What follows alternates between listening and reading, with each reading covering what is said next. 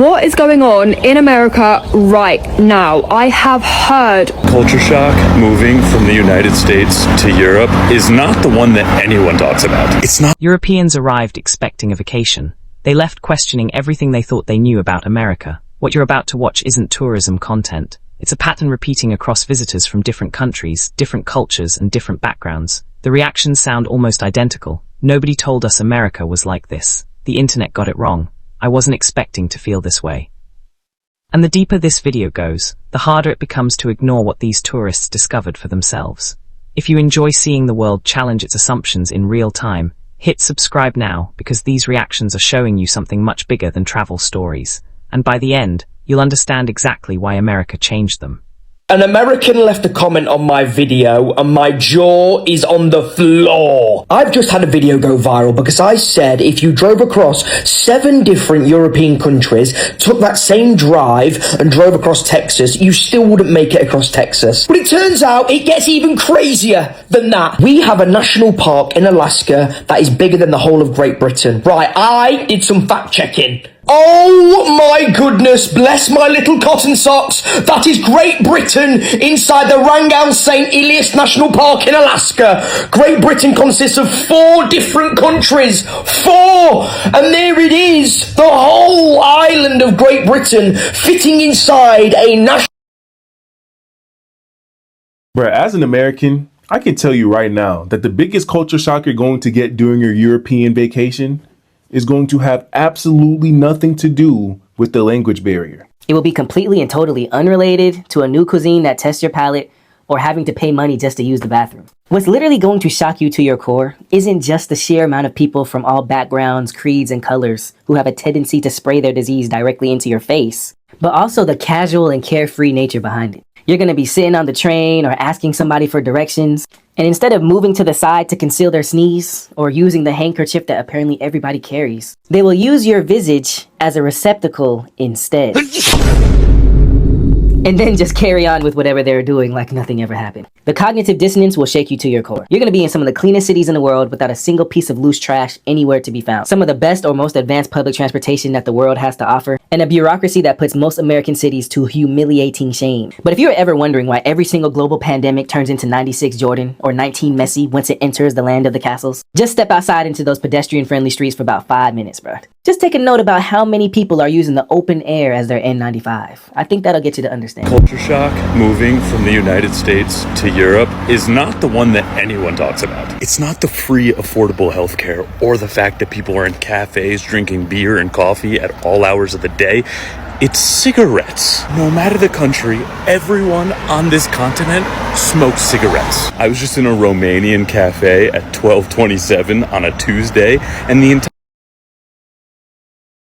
thing was filled with 14-year-olds. I thought nothing of it. I go, okay, they're probably just skipping class. Until one of them pulls out an empty pack of cigarettes. I'm looking at it and I go, you're not old enough to do that. He then gets up, goes to the corner of the cafe, buys cigarettes from a cigarette vending machine. Then him and his 8 Romanian school buddies start chain smoking cigarettes inside the cafe. In the time of 30 seconds, I felt like I was transported back to an early 90s movie. In that cafe, I paid $2 for a cappuccino and a side of lung cancer. But now I'm gonna hitchhike to my Romanian hotel, so...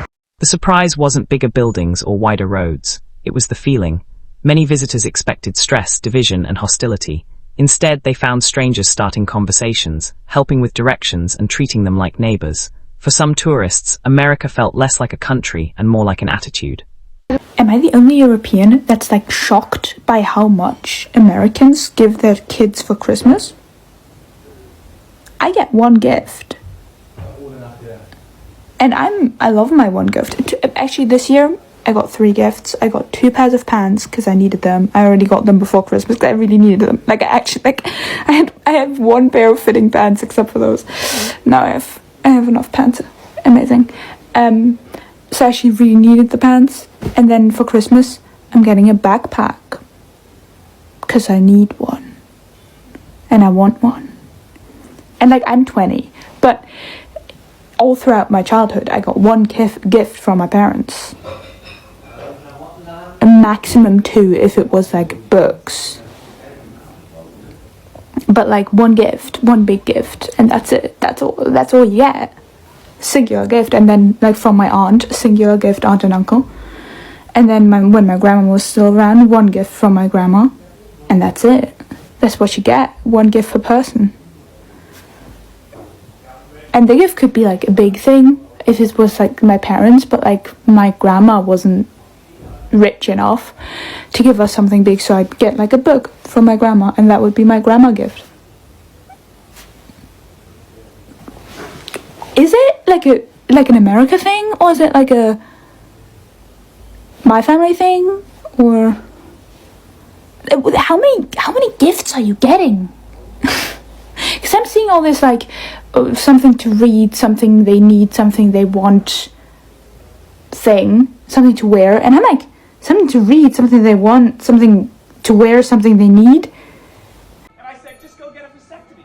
Anyway, so we're going around the islands on that tour, you know, the tour, and we missed the cruise by 5 minutes. Oh, there you are. Hey, Americans who have been to Europe, we all came back realizing that America's a scam, right? I spent time in Portugal. Coffee was €1. Dinner for 2, drinks, dessert, everything. Cost a third of what you'd pay here. And I didn't feel sick after eating, because the food's actually real. And I already know some people are going to be in my comments saying, oh, it's exchange rates, or they get paid less there, so things cost less. It's not that. How is it that there I could take an Uber for €4, or the metro for a fraction of that cost? Then I come back home and an Uber from the airport costs $52 because of surge pricing. That's not just exchange rates. That's not a one-to-one. That is pure greed. And it's like that with everything. We are not getting what we're paying for here. We work more, pay more, and somehow get less. You pay just to exist here. If every American spent 1 week outside of this country, we'd never accept this again. I'm an American living in the UK, and these are things I cannot stand about this place. I'm always talking about things that I think are funny or that I enjoy, but today I'm airing it all out. First is how indirect British people are. British people seldom say things just how they are. They have to be very indirect about it. I find this very annoying. You see, Americans are dumb, and you need to just tell us exactly how it is. Y'all are just so much more concerned about keeping delivery smooth than just coming out and saying what you mean, and it drives me crazy sometimes. The second thing that drives me crazy is the price of a pint. I just feel like I'm paying a lot for what I'm getting, and I know it's not just a London thing too. I've felt this in multiple places. Genuinely, I feel like if I'm paying more than £4 for a pint, I'm getting ripped off. When I'm at the pub with my buds, I'm not expecting that night to be a big expenditure, but it feels that way sometimes, you know?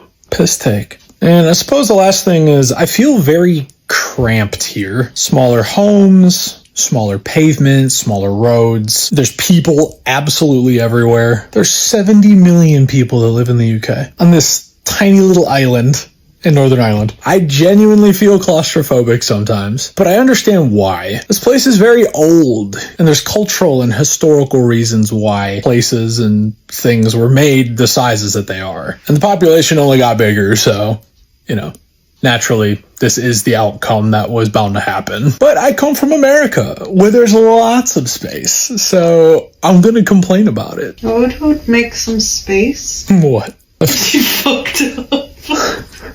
I hope I didn't anger anybody. And if I did, let me know in the comments. I'm gonna report the video. I hate speech. Can't criticize the UK, that's why you guys don't have free speech. Oh, that comment's... Americans have this incredible superpower of making you feel like you've been best friends for 10 years within exactly 5 minutes of meeting them. If you're from Europe, this completely breaks your brain. You meet someone at a networking event or a bar, you have this deep, high-energy conversation about business, life and passion projects, and you leave the interaction thinking, wow, I just made a genuine connection. But here's the culture shock. In the US, that intense friendliness isn't the start of a deep relationship. It's just the baseline for a polite, casual interaction. It's an amazing warm vibe in the moment, but it doesn't mean you're locked into each other's lives. Back home, if someone opens up to you like that, you're basically invited to their wedding. Out here, it just means you had a great Tuesday evening together. Once you stop taking the instant warmth as a lifetime commitment, it actually becomes a lot more fun to navigate. But it definitely takes some getting used to. How long did it take to you figuring out that difference? Let me know. All this talk about European tourists not understanding how big the US is and how hard it is to walk places, reminds me of the story about a German family that got lost in Death Valley and died back in the 90s. They were staying in Los Angeles. They wanted to visit Death Valley, but they wanted to, rather than cut down and go back to Los Angeles, they wanted to go like through Yosemite and like the Sequoia National Forest and then back down to LA. So they decided the best way to do that would be to cross Death Valley in a minivan. Not on roads, mind you, like trails, not even paved, just like big rocks all over it. So then obviously all their tires popped, right? And then rather than stay with the car where all of their supplies were or double back where there would be more people, they decided they were going to walk 40 miles through extremely remote, dangerous terrain to a military base off the assumption that there would be poor bastards physically guarding the base who would see them coming. They did not make it. They also, by the way, they got so lost. They found the minivan a couple weeks after they went missing. I know that would be too long and they'd be dead by then. But they found the bodies in 2009. That's 13 years later. If you would like to read more about it, you can start with a Wikipedia page called Death Valley Germans. That's what the media dubbed them. You can also watch the YouTube video by Unpredictable. It's like 13 minutes long. It is really fucking sad, but it's a good watch, so I would recommend it. Gotta show you this because it looks like just another door to the entrance, but when you walk in here, look what happens.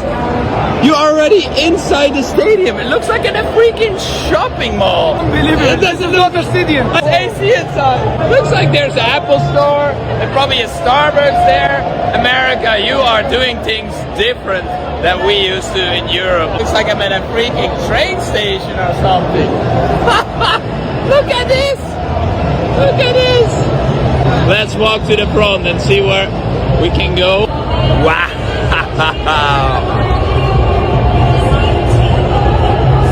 This is pretty damn unreal. I don't even feel like I'm in a football stadium. This is Dallas Stadium. So different than any other stadiums I've been before. The UK and the rest of Europe owe America one big apology. For years, they have been mocked. Americans are stupid. It's unsafe in America. They're all so rude. Why are their portion sizes so big? Why do they love their country so much? And now because of the World Cup, people are going there and experiencing America firsthand.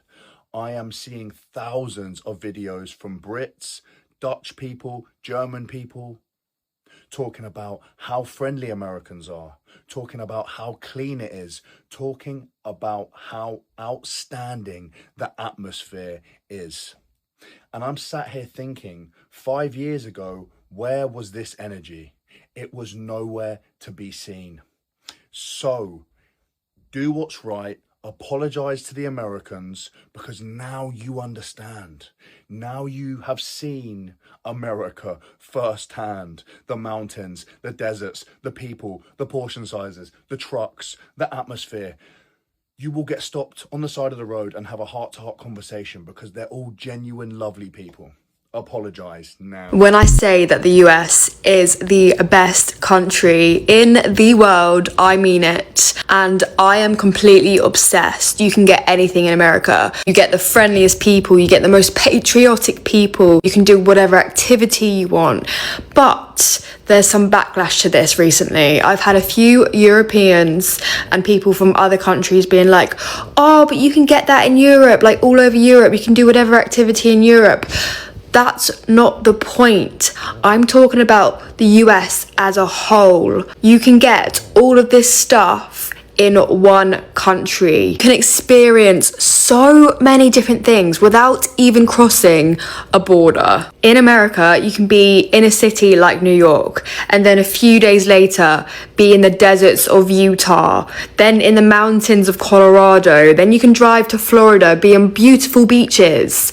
Like, You don't get that in any other country in the world. It is insane. And honestly, I'm not even American, but I love defending it because you guys do have the best country. And I was well and truly born in the wrong country. I wish I was living in America. I love it. Culture shocks of an American traveling Europe for 3 months.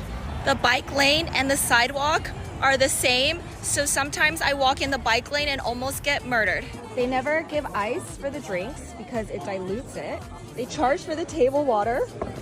Drink up. Ashtrays on every table. That one has 2. The ground floor is 0 and the second floor is 1. Unlike in the US where the first floor is 1 and the second floor is 2. The pedestrian signals differ depending on which side of the street you're on. You can't take the bottle caps off! Ah, they're attached to the bottle! Kebab is the #1 after party food. There are comfortable cobblestone in really old buildings. They have these old ass looking keys and these tiny little elevators that are ancient. And you gotta pay to use the toilet. Euro vibes. Why is it that absolutely nowhere in Europe do they understand how to make something as basic and simple as an iced latte? Or an iced coffee, or an iced matcha for that matter. My brother, I was confused too my first time. In Spain, they give you the coffee and a separate cup of ice. It is a test of skill. And if done wrong, you could get a 3rd-degree burn on your hand. That Americans are more. Culture shocks of an American traveling Europe for 3 months. It's widely accepted that Americans are more woke than a majority of the other countries in the world, especially when compared to France, the country that I've called home for the last 6 years. But I didn't know how far back that wokeness went until lunch yesterday. So I'm at lunch with my best friend who happens to be French. We're talking about Agatha Christie books, and I had said how I just read And Then There Were None, and she told me that she had read, and I'm going to say it in French, but I won't say it in English, Dix Petites Nègres, which translates to 10 Little N-Words. And with the story fresh in my mind, I'm like, okay, this definitely is not the same book because there's no mention of a black person at all in the book that I read. But then as we're discussing the story, we come to find that it's exactly the same book with a slight difference. So I looked it up. The title, And Then There Were None, has always been the title in the US version of the book. But the UK version, when it first came out, was called 10 Little N-Words, and the nursery rhyme that's featured in the book was also that. The French version, it was the same, but the US version, even in the year 1939, 1940, they were like, absolutely not, so derogatory, we are changing the name, and we are changing the nursery rhyme inside the book to be Little Indians, which they considered less controversial at the time. Even that was changed eventually in the US to 10 Little Soldiers, which is what I read in my version. The UK took a couple decades to make these changes. America, explain yourself. The other day, it was 95 Fahrenheit. Fast forward 2 days, it is freezing cold and it is snowing. That is absolutely unhinged. Just a few days ago, we were craving air conditioning. Today, we need a winter coat, which, by the way, none of us have. Explain yourself, America. Is this normal? 95 Fahrenheit to snowing in 2 days. I don't think I've ever been to a country that has more unhinged weather. You do not know what you are going to get. It looks so beautiful, man. Americans, is this normal in your state? Or have we just got extremely lucky? Because it's lovely seeing this place in the sun, and it's almost even more beautiful seeing this place in the snow. That is absolutely crazy. What other state has weather like this? It changes like the flick of a light switch.